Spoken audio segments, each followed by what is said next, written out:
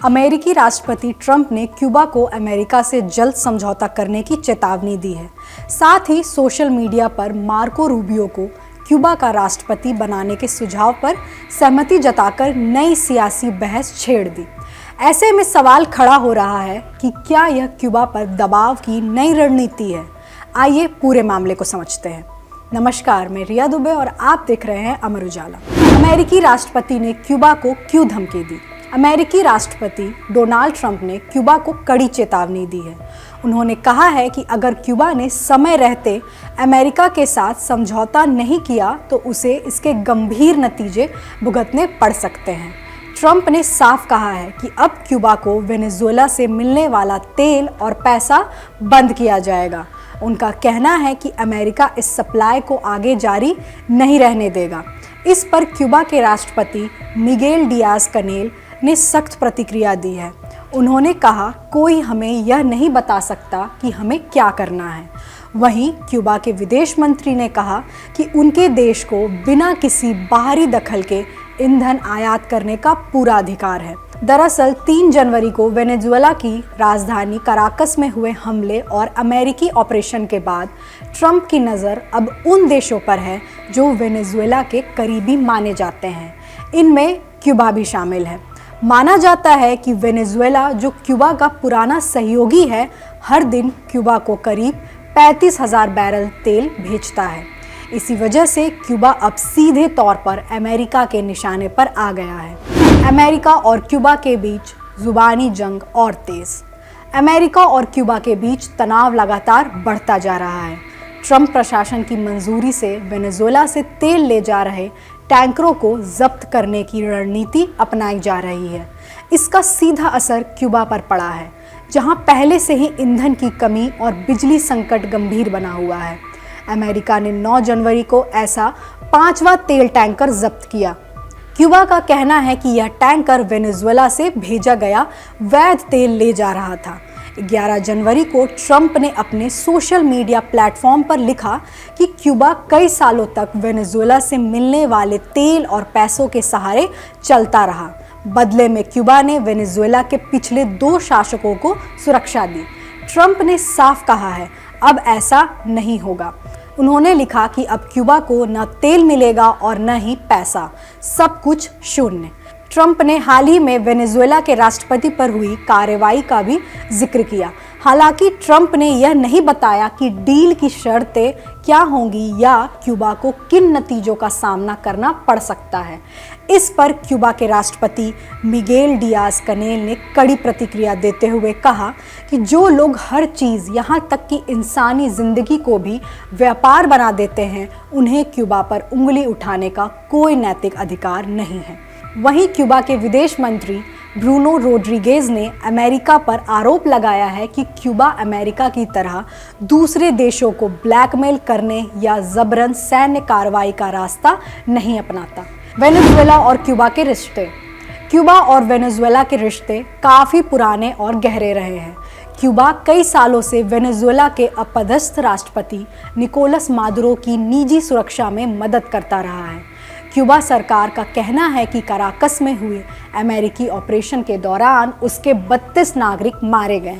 इस पर अमेरिकी राष्ट्रपति ने दावा किया कि अमेरिकी कार्रवाई में मारे गए ज़्यादातर लोग क्यूबाई थे। ट्रंप ने कहा कि अब वेनेजुएला को उन लोगों से सुरक्षा की ज़रूरत नहीं जिन्होंने उसे सालों तक दबाव में रखा। ट्रंप ने यह भी कहा कि अब वेनेजुएला की सुरक्षा अमेरिका करेगा, क्योंकि अमेरिका के पास दुनिया की सबसे ताकतवर सेना है। वहीं क्यूबा के विदेश मंत्री ने इन आरोपों को खारिज किया। उन्होंने कहा कि क्यूबा ने किसी भी देश को दी गई सुरक्षा सेवाओं के बदले कभी पैसा या कोई मुआवजा नहीं लिया है। हालांकि ट्रंप प्रशासन ने क्यूबा को लेकर कोई साफ रणनीति नहीं बताई, लेकिन ट्रंप पहले कह चुके हैं कि क्यूबा के मामले में सैन्य कार्रवाई की ज़रूरत नहीं पड़ी, क्योंकि क्यूबा दबाव में आने को तैयार था। अमेरिकी विदेश मंत्री मार्को रूबियो ने पिछले हफ्ते कहा था कि अगर वे क्यूबा सरकार में होते तो बेहद चिंतित रहते, क्योंकि क्यूबा सरकार बड़ी मुश्किल में फंसी हुई है। इस बीच 11 जनवरी को ट्रंप ने सोशल मीडिया पर एक पोस्ट दोबारा साझा की, जिसमें सुझाव दिया गया था कि क्यूबाई मूल के अमेरिकी नेता मार्को रूबियो क्यूबा के राष्ट्रपति बन सकते हैं। ट्रंप ने उस पोस्ट पर टिप्पणी की, यह सुनने में अच्छा लग रहा है। इसके साथ ही अपने ट्रुथ सोशल मीडिया अकाउंट पर एक पोस्ट कर ट्रंप ने खुद को वेनेजुएला का कार्यवाहक राष्ट्रपति यानी एक्टिंग प्रेसिडेंट घोषित किया है। उन्होंने इससे जुड़ी एक तस्वीर भी साझा की है। हालांकि अपने बड़बोलेपन के लिए प्रसिद्ध ट्रंप आए दिन कई ऐसे दावे सोशल मीडिया पर करते रहते हैं। अमेरिका के साथ क्यूबा की दुश्मनी का इतिहास। अमेरिकी राष्ट्रपति डोनाल्ड ट्रंप ने हाल ही में 1823 की पुरानी मुनरो डॉक्ट्रिन को फिर से जोर शोर से सामने रखा है। उन्होंने इसे नया नाम देते हुए डोनरो डॉक्ट्रिन कहा। मुनरो डॉक्ट्रिन अमेरिका के 5वें राष्ट्रपति जेम्स मुनरो के समय की नीति थी। इसका सीधा मतलब था पश्चिमी गोलार्ध यानी अमेरिका के आसपास के इलाकों में यूरोपीय देशों का दखल नहीं होना चाहिए।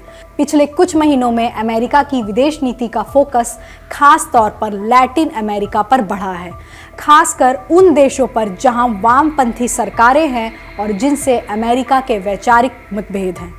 इन इलाकों में अमेरिकी कार्रवाइयों को ड्रग तस्करी के खिलाफ लड़ाई के नाम पर सही ठहराया जा रहा है।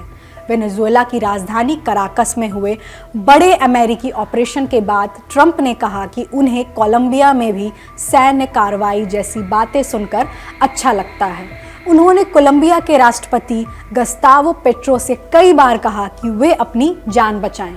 अमेरिका ने अक्टूबर में पेट्रो पर ड्रग कार्टेल की मदद करने का आरोप लगाते हुए प्रतिबंध भी लगाए।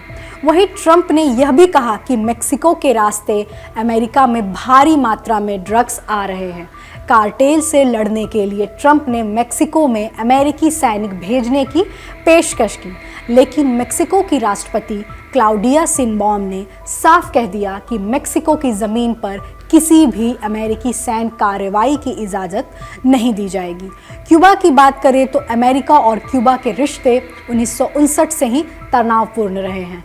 उसी साल कम्युनिस्ट नेता फिदेल कास्त्रो ने क्यूबा में अमेरिका समर्थित सरकार को सत्ता से हटा दिया था। बाद के वर्षों में दोनों देशों के रिश्ते सुधारने की कोशिशें हुई, खासकर अमेरिका के पूर्व राष्ट्रपति बराक ओबामा के कार्यकाल में। लेकिन ट्रंप प्रशासन ने ओबामा की कई नीतियों को पलट दिया। अपने दूसरे कार्यकाल की शुरुआत के तुरंत बाद ट्रंप ने क्यूबा को फिर से आतंकवाद को बढ़ावा देने वाला देश घोषित कर दिया। इस पर क्यूबा के राष्ट्रपति मिगेल डियाज कनेल ने तीखा पलटवार किया। उन्होंने कहा कि क्यूबा के गंभीर आर्थिक संकट के लिए उसकी क्रांति को दोष देना गलत है। असल वजह वे सख्त अमेरिकी प्रतिबंध है जो पिछले 6 दशकों से क्यूबा पर लगाए गए हैं और अब उन्हें और बढ़ाने की धमकी दी जा रही है।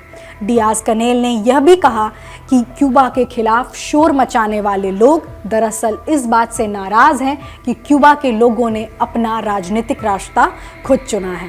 देश दुनिया की बड़ी खबरों को आसान भाषा में समझने के लिए अमर उजाला से जुड़े रहिए। वीडियो पसंद आए तो लाइक, शेयर करें और चैनल को जरूर सब्सक्राइब करें। आपके राज्य की खबरें, आपके शहर की खबरें सबसे पहले जानने के लिए देखते रहें अमर उजाला। चैनल को सब्सक्राइब जरूर कर लें और पाएं हर अपडेट।